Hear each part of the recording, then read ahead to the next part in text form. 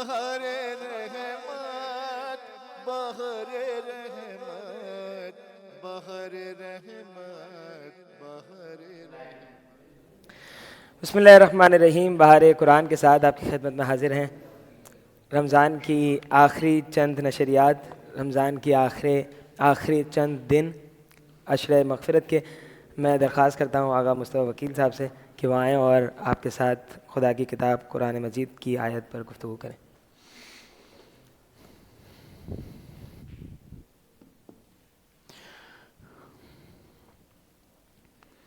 اعوذ باللہ من الشیطان الرجیم، بسم اللہ الرحمن الرحیم، الحمد للہ رب العالمین، والصلاة والسلام علی اشرف الانبیاء والمرسلین وعلی اہل بیتہ الطیبین الطاہرین، واللعنۃ الدائمۃ علی اعدائہم اجمعین من یوم ظلمہم وعداوتہم الی یوم الدین، اما بعد فقد قال اللہ تبارک وتعالی فی القرآن الحکیم، بسم اللہ الرحمن الرحیم، الہاکم التکاثر حتی زرتم المقابر کلا سوف تعلمون ثم کلا سوف تعلمون۔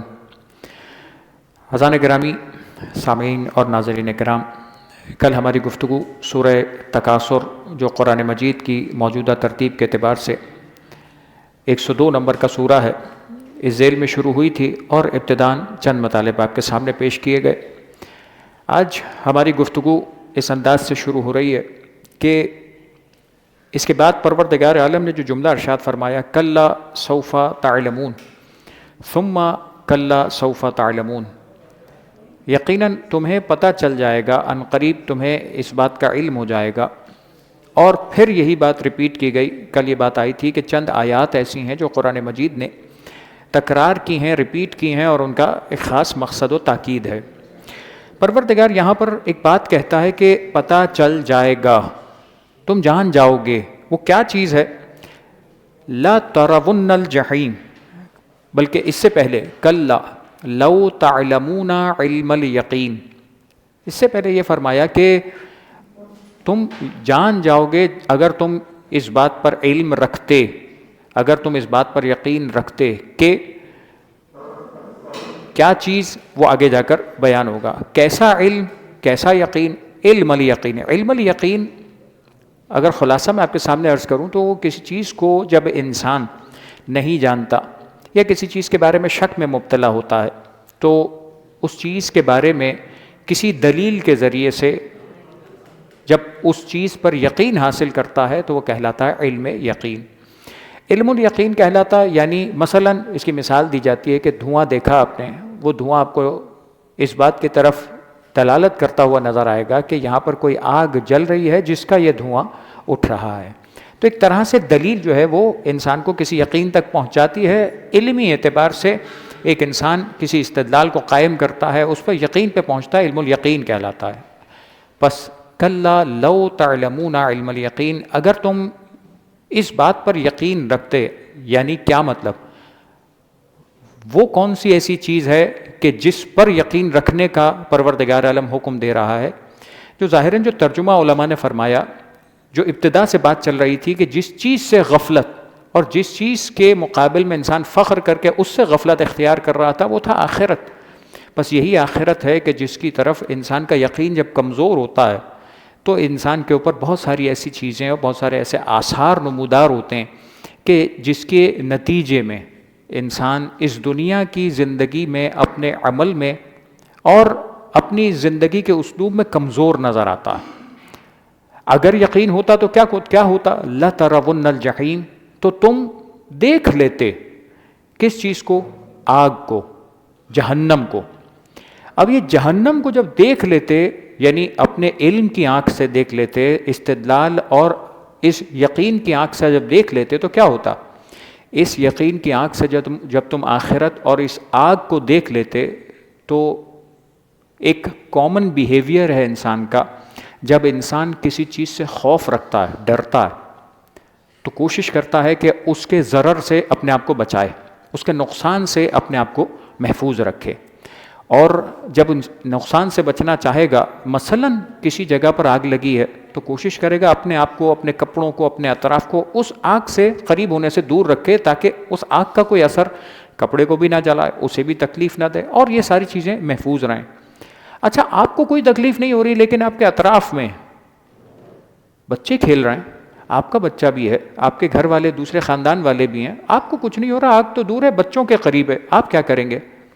آپ کوشش کریں گے اپنے اطراف والوں کو بھی، اپنے چاہنے والوں کو بھی اس آگ سے بچائیں۔ پروردگار عالم اسی انداز سے قرآن مجید کی ایک آیت میں حکم دیتا ہے کہ قُوْ أَنفُسَكُمْ وَأَهْلِيكُمْ نَارًا، تم اپنے آپ کو بھی، اپنی فیملی کو بھی، اپنے خاندان والوں کو بھی اس آگ سے بچاؤ۔ وَقُودُهَا النَّاسُ وَالْحِجَارَةُ، کہ جس میں جلنے والے انسان ہوں گے اور پتھر ہوں گے۔ بس کامن بیہیویئر بھی ہے کہ انسان بچنا چاہتا ہے، بس یہ تو دنیا کی آگ ہوئی۔ اگر وہ آخرت کی آگ کہ جس پر انسان کو یقین ہو کہ یہ جو آگ آخرت کی آگ ہے یہ حتمی، یقینی، اور اگر میں نے کچھ غلط کام کیا اور میں نے ایسے برے کام کیے تو اس کا نتیجہ یہ نکلے گا، تو کیا ہوگا؟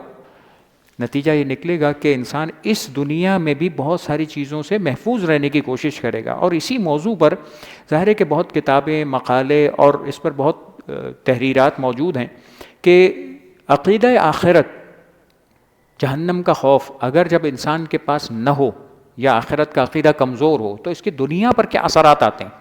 مثلاً ایک اثر یہ آتا ہے کہ اگر انسان عقیدہ آخرت میں آگ پر، اس جہنم میں جلنے کا خوف ہو، کیا ہوگا؟ جب انسان کو مثال کے طور پر دنیا کے اندر سامنے آگ نظر آ رہی ہو اور سامنے مثال کے طور پر اس آگ کے پاس آم پڑا ہوا ہو، تو آپ کیا کہیں گے؟ آم کھانے جائیں گے، اپنے آپ کو آگ سے بچائیں گے؟ آپ کہیں گے آم تو دنیا میں دوسرے مل جائیں گے، آگ میں جل گیا تو پھر یہ تکلیف زیادہ بڑی ہے۔ بس دنیا میں بھی انسان پرائرٹیز طے کرتا ہے۔ قیامت میں جو انسان کے لیے آگ تیار ہوئی ہے اسے قرآن مجید نے کئی مقامات پر بہت تفصیل سے بیان کیا۔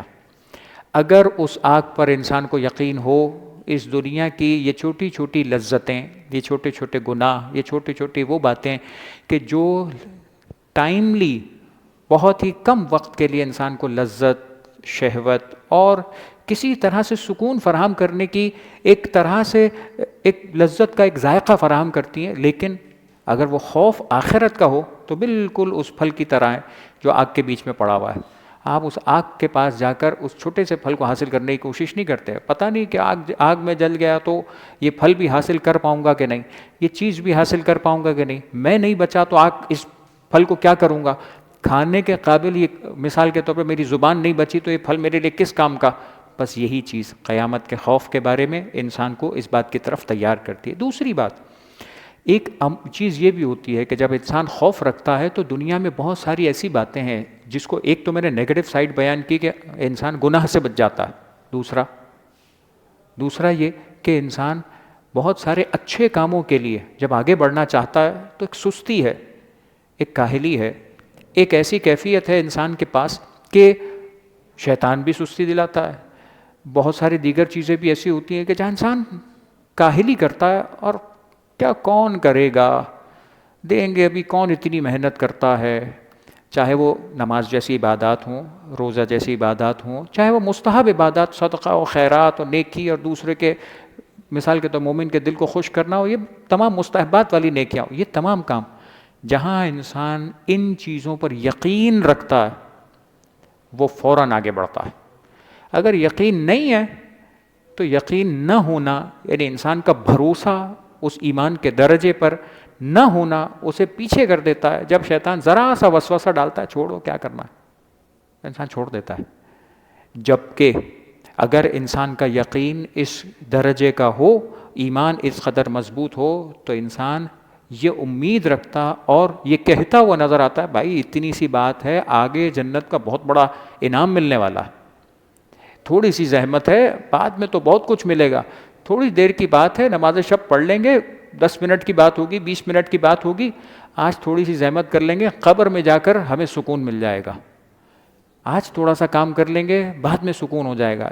یہ آخرت پر ایمان انسان کو آگے بڑھاتا ہے۔ اور ایک توازن قائم کر دیتا ہے، ایک ایکویلیبریم قائم کر دیتا ہے کہ دنیا میں انسان کو کیا کرنا ہے، کیا نہیں کرنا ہے۔